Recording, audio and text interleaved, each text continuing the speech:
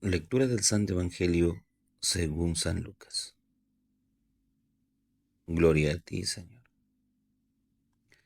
En aquel tiempo el Señor designó otros 72 y los envió de dos en dos para que lo precedieran en todas las ciudades y sitios a donde él debía ir. Y les dijo: la cosecha es abundante, pero los trabajadores son pocos. Rueguen al dueño de los sembrados que envíe trabajadores para la cosecha. Vayan, yo los envío como a ovejas en medio de lobos. No lleven dinero, ni alforja, ni calzado, y no se detengan a saludar a nadie por el camino. Al entrar en una casa, digan primero: que descienda la paz sobre esta casa. Y si ahí hay gente digna de recibirla, esa paz reposará sobre él. De lo contrario, volverá a ustedes.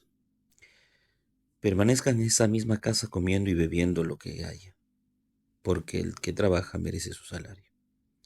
No vayan de casa en casa. En las ciudades donde entren sean recibidos, coman lo que les sirvan, curen a sus enfermos y digan a la gente: el reino de Dios está cerca de ustedes. Palabra del Señor. Gloria a ti, Señor Jesús.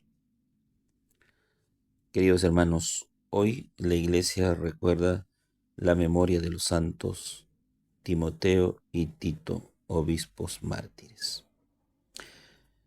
Pues sí, Timoteo y Tito fueron discípulos de Pablo, obispos en Éfeso y Creta. Timoteo significa aquel que siente amor o adoración a Dios. Y Tito significa aquel que es protegido y honrado. Pues sí, el nombre lo dice todo, ¿no? Ser discípulos del apóstol Pablo era caminar con Pablo llevando el Evangelio. Ayer era la conversión de Pablo y hoy día Pablo da los primeros frutos de su apostolado, convirtiendo a 2 hombres al cristianismo, nombrando 2 obispos para las iglesias que él iba recorriendo. Se nota un Pablo con un aplomo tremendo, no solamente de ser él, sino de dejar huella a través de otros pastores en la iglesia. ¿Para qué? Para que la continuidad del Evangelio sea una característica, y lo es así, de la misión. Pues lo vemos ahí, a un San Pablo decidido, fuerte, a través de estos santos Timoteo y Tito. Por eso sus cartas en la Santa Biblia son cartas pastorales, porque hablan de la pastoral, hablan de situaciones propias de la iglesia y cómo debe un pastor pastorearlas, seguirlas, guiarlas, episcopiarlas, diríamos, ¿no? Vigilar, no como policía, sino como aquel que tiene siempre la entereza de hacer de que el rebaño esté bien en toda circunstancia. Pues las características propias de un apóstol, de un discípulo, son las que Jesús ya menciona en las Sagradas Escrituras. Y son justamente aquellas que dice y empieza así: nombró 72 y los mandó de 2 en 2 a ciudades donde él pensaba ir. Bueno, aquí por delante los misioneros, que Cristo vendrá detrás recogiendo los frutos. Pues un niño aprende a caminar cuando lo deja solo dar sus primeros pasos y uno va detrás protegiendo que no se lastime, que no caiga, y si cae, levantarlo. Pues Jesús va detrás, ellos van delante, van sembrando y Jesús va viendo los frutos. Jesús será quien los levante si es que caen. Por eso los envía primero a ellos, a lugares donde él pensaba ir. Muy lindo, ¿no? Es un trabajo primero anticipado que Jesús da la rienda a los discípulos y simplemente hay que monitorearlos. Sí, hay que monitorearlos, hay que seguirlos, guiarlos, ¿no?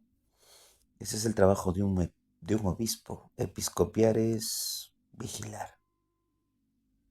Pero como digo, no vigilar como un policía, sino vigilar es pastorear, sostener, animar, ¿no? Y les dice también que cuando lleguen a una casa, digan primero, paz a esta casa. Es el primer regalo de Jesús a un hogar, la paz. Recordemos cuando Jesús entra en casa de Zaqueo y a esa casa le dio paz, porque el mismo Jesús dijo eh, que la salvación ha llegado a esa casa, le ha llegado paz. ¿Y por qué? Porque ese hombre ha abierto su corazón y las puertas de su hogar. Por lo tanto, la alegría, la algarabía que se vivía en ese momento hizo que se desprendiera de todo lo que tenía, de su riqueza, su dinero. Y Jesús dice, hoy ha llegado la salvación a esta casa. Cuando un discípulo va y ve ese talante de gente desprendida, alegre, que es tocada por el Evangelio, definitivamente esa paz descansa sobre esa casa. Recordemos que lo que hagan los discípulos en nombre de Cristo es lo mismo como si lo hubiera hecho el mismo Dios. O sea, aquí no hablamos de un poder de segunda clase o segunda categoría. Acá hablamos del mismo poder de Dios delegado a ellos. O sea, ellos hacen el trabajo en nombre de Cristo, como si el mismo Cristo lo estuviese haciendo. Entonces, tenemos que entender por ahí eso, ¿sí? Y también habla sobre no ir cambiando de casa en casa, ¿no? Si me invitan a una casa, como lo que me pongan, porque el trabajador merece su salario. Y aquí hay que entenderlo bien. Dios quiere darnos lo mejor, por supuesto. Siempre va a haber una paga, no solamente el agradecimiento, sino los gestos propios del agradecimiento. Cuando nos ponen algo que comer, cuando nos dan algo para vestir, cuando nos dan la logística para continuar la misión o el viaje. Qué lindo, ¿no? Siempre se experimenta el brazo providente de Dios. El trabajador merece su salario. Y nos dice, ánimo, fuerza, muy importante. Y también nos habla de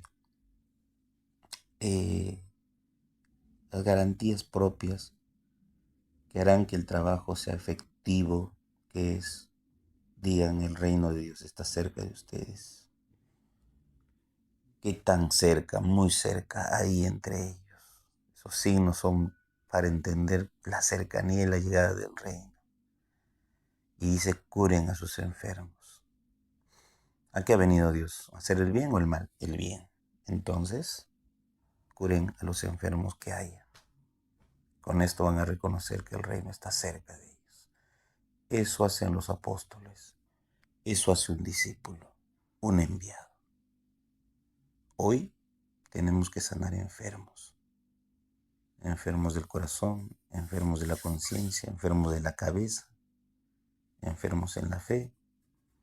Hoy más que nunca necesitamos apóstoles, que sepamos dar la paz, que sepamos ser agradecidos, que sepamos confiar en la providencia de un Dios que todo lo hará en su momento.